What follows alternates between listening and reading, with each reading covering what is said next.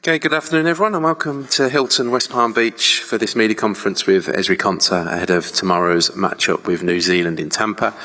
Quick bit of housekeeping, if we can minimise it to 2 questions per person. If we do have time at the end, we'll come back to you. And obviously just raise your hand if you do have a question. I think we'll begin with Rob Dorset. Ezri, lovely to see you. Hello. We should never forget that this is the kind of biggest stage in world football. It's the pinnacle of any player's career and it's your first World Cup. So how special is it? Yeah, very special. Tournament I've always wanted to play in since I was a little kid. So yeah, it's a dream come true and hopefully I get the opportunity to play. Does it feel like a World Cup yet? Not yet. I think closer to the time, closer to the first game, I think that's when it will feel like it. You were such a key part of England's qualifying campaign. You played in 7 of the 8 qualifiers. But there's a heck of a lot of competition for places. How big a kick in the teeth would it be for you if you weren't in Thomas Tuchel's starting 2 centre-backs for those tournament matches now? Look, competition is always good. I think you need that. Keeps you on your toes. But for me, look, if I get the opportunity, I'll be ready. It's a team game. Starters, players on the bench, whatever. We've got a good group here, so whoever's starting and whoever's on the bench, we're going to support each other no matter what. And look, like I said, if I'm called upon, I'll be ready. Carrie Brown here. Hello, Ezri. I have to ask you about the extraordinary season you've gone through with Aston Villa, and now you have the spine of an England team with you from that club as well, from missing out on Champions League on the last day of the season last year and the difficult start with departing players to getting qualified for the Champions League again and lifting that trophy with a brilliant performance in defence from yourself and Morgan and Ollie, brilliant performances as well, unselfish when they had to be. How has that changed you all as players on that roller coaster, and how does it give you the belief you can navigate this World Cup? Yeah, coming off the season that we've just had, we're coming into this tournament full of confidence. We've got a lot of winners in the team. For me, Morgan and Ollie, the season has been, like you said, up and down. But for us, we achieved what we wanted to achieve, which was Champions League. That was the main priority. And, in the end, we managed to get the Europa League trophy as well. So, like you said, we're coming into the tournament full of confidence and can't wait to get started. Saw a wonderful moment of Bukayo Saka FaceTiming you when you were enjoying your victory parade. Did you return the favour for the Arsenal victory parade? And how close is that relationship to be rivals in the Premier League but celebrating the glory you've all had? Yeah, on the pitch, you got to forget that you're friends, but off the pitch, you got to have that relationship. And when you come here, you can see that the group that we have is a special one. We're all together, we're all close, and I didn't return the favour when Bukayo was on his parade, but it was a nice gesture, and looking forward to seeing him again. Yeah, Rob Jones. Hey Ezri, how much conversation have you had so far about controlling the tempo of games given the conditions, and is it clear to you that these matches are going to look very different to Premier League games because of the heat? Yeah, of course. Most of our players were not used to playing in this kind of heat, but we're training out here now for the next 2 weeks. We've got to get used to it very quickly. I don't think it will be a problem for us. But of course, you want to control every game that you play. And for us, that's something that we're going to try and do, no matter who we're playing. So, control is something that we want to have. We've got the players to do that. Can you give us a sense of how much and the type of work you're doing behind the scenes when it comes to recovery after every time you go out there in the heat? Yeah, we've got a lot of stuff at the facilities for us to recover, Normatex, ice baths.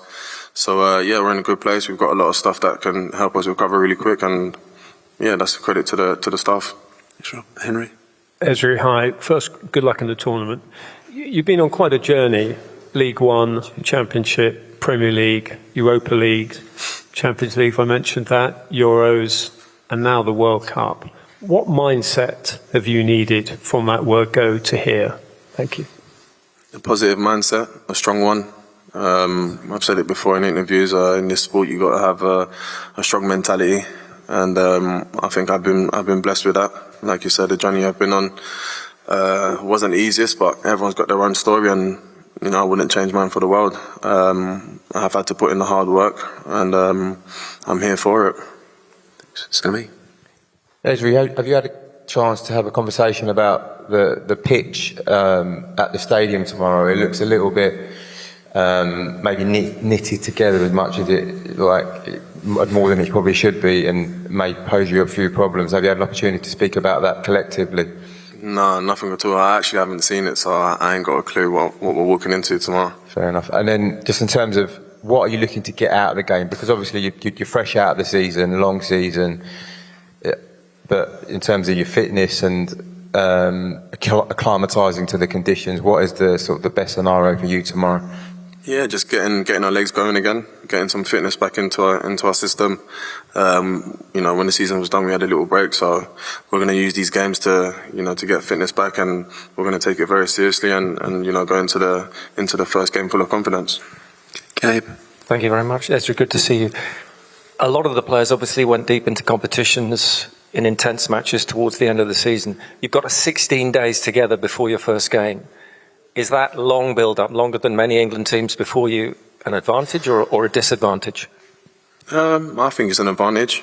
16 days is a long time to prepare, a long time to spend together and do what we need to work on to make sure we do the right things coming to the first game. So, yeah, I think 16 days is good for us. When you mentioned the heat, you said it won't be a problem. What gives you that confidence? Before we come here, we had a camp where we did some training in heat, on the watt bikes.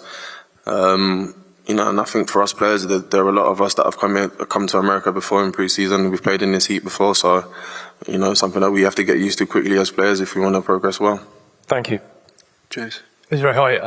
Obviously, Villa won the Europa League. Arsenal won their first title in 22 years, got to a Champions League final. Palace won the Conference League.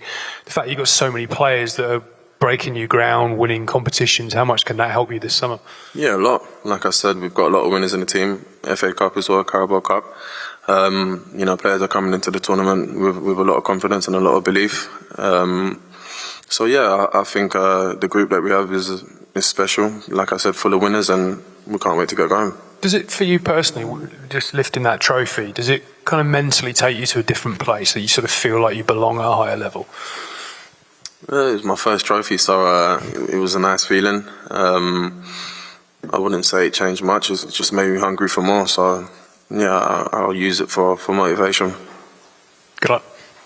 Okay, any further questions? Yep. Right there, thanks.